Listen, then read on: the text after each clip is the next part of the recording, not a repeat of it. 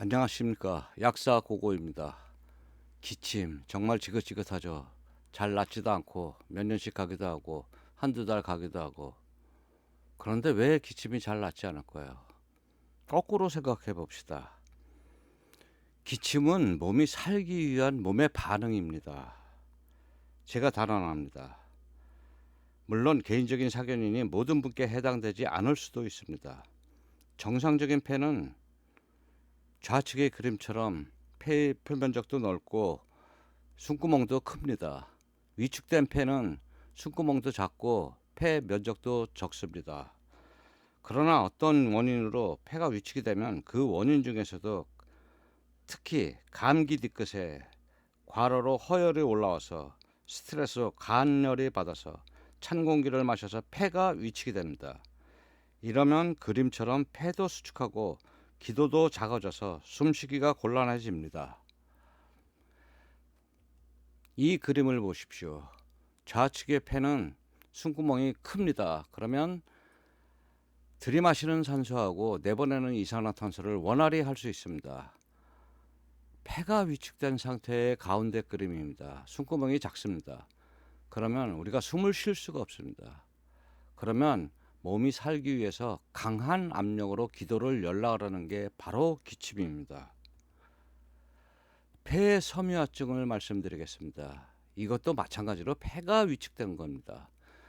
정상 헛박가리는 싱싱한 포도알처럼 이렇게 건강하고 이쁩니다. 그러나 마른 헛박가리는 시들은 포도송이처럼 비실비실합니다. 이러면 산소와 이산화탄소를 헛박가리에서 교환할 수가 없습니다. 사람이 살 수가 없게 되죠. 이런 분들은 전부 비실비실하게 됩니다. 정상적인 폐를 한번 보겠습니다. 정상적인 폐는 폐 안에 산소와 이산화탄소도 많고 내보내는 것도 거의 동일합니다. 그러면 옆에 이쁘장한 아가씨처럼 생기발랄하게 됩니다. 폐가 위축이 되면 산소도 못 받아들이고 폐 안에 CO2도 많게 되고 모든 면에서 힘이 듭니다.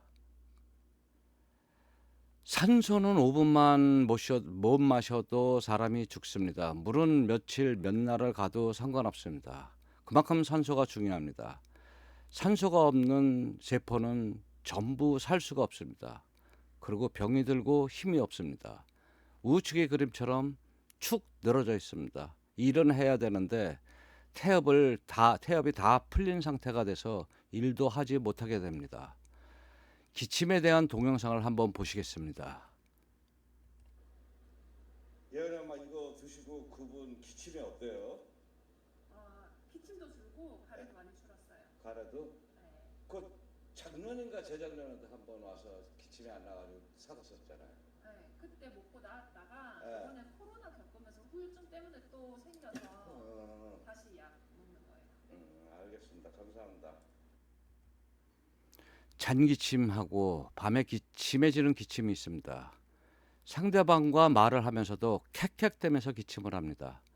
상대방이 마치 자기가 코로나에 걸린 것처럼 오해하지 않을까? 본인은 두려워하게 됩니다. 밤이 되면 심해지는 경우가 많습니다. 과로를 하면 심해집니다. 스트레스를 받으면 심해집니다. 과로를 하면 왜 기침이 심해질까요? 스트레스를 받으면 왜 기침이 심해질까요?